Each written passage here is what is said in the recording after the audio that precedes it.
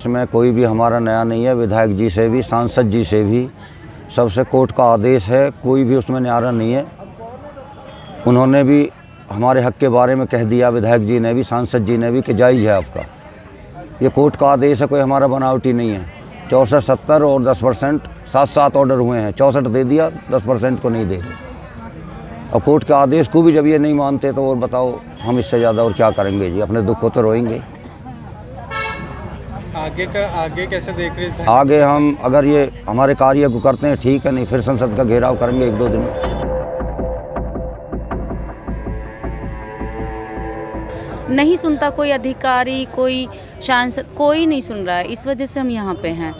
जब तक हमारी मांगें पूरी नहीं होंगी तब तक ये धरना तो ख़त्म नहीं होना है। चाहे आचार संहिता लगे, चाहे कुछ भी, किसान नहीं रुकेगा।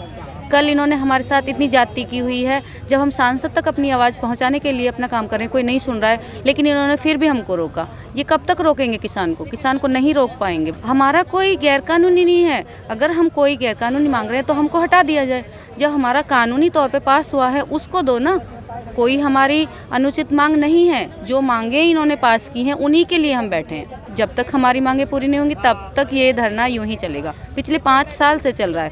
अब लगभग 2 महीने से हम यहाँ पे हैं और जब तक हमारी सुनवाई नहीं होगी, जब हम किसी को अधिकारी बना सकते हैं तो हम उसको उतार भी सकते हैं।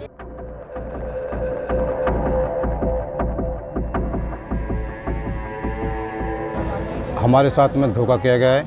हमारी ज़मीन ली गई, उसमें हमारे करार जो हैं वो पूरे नहीं करे और बीच में बहुत कई 4-5 साल से धरना चलते आ रहे हैं। बीच में आश्वासन दे देते हैं कि आपको सब कुछ काम हो जाएगा, लेकिन आज तक नहीं हो पाया है। उसके बाद में लास्ट में हमने सब कुछ कर लिया।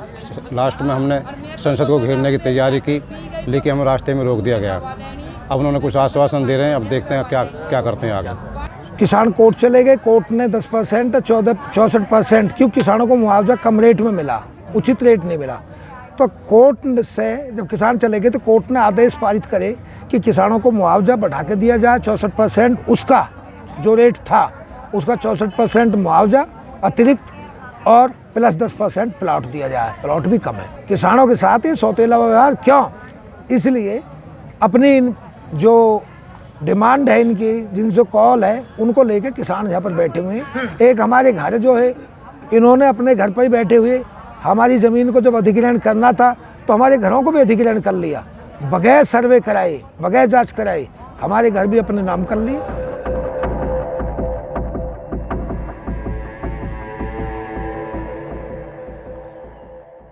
हम अपने अधिकारों के लिए यहाँ हैं। जो हमें हमारा करार है, जो नोएडा अथॉरिटी ने हमारे साथ किया था हमारी ज़मीन लेते वक्त, वो करार किया गया था तो वो अभी तक पूरा नहीं हुआ है।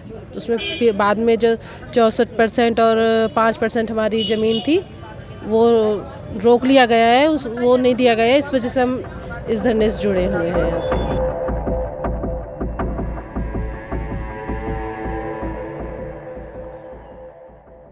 सड़कन पे पड़े अपने बच्चे ने छोड़ छाड़ के भूखे प्यासे, कोई सुनाई ना कर रो, आके कोई देख भी ना आ रो कैसे पड़े हैं। कब तक पड़े रहेंगे ऐसे? कल हम दिल्ली कूच कर रहे थे, रास्ते में ही हमें रोका गया है और इतने हमारा काम नहीं होगा, इतने हम धरना ख़त्म नहीं करेंगे। लगभग 2 महीने से अब हमारा धरना ये चल रहा है। उससे पहले 5 साल से चलता आ रहा है ये, और ऐसे ही चलता रहेगा जब तक हमारा काम नहीं हो। द मूक नायक जनवादी पत्रकारिता करता है। यह संविधान, लोकतंत्र और सामाजिक न्याय पर चलने वाला चैनल है। अगर आप भी चाहते हैं द मूक नायक हमेशा हाशिए पर खड़े लोगों की आवाज़ बुलंद करता रहे, बेजुबानों की पीड़ा दिखाता रहे, तो सपोर्ट कीजिए। सपोर्ट करने वाला लिंक आपको स्क्रीन पर दिखाई दे रहा होगा।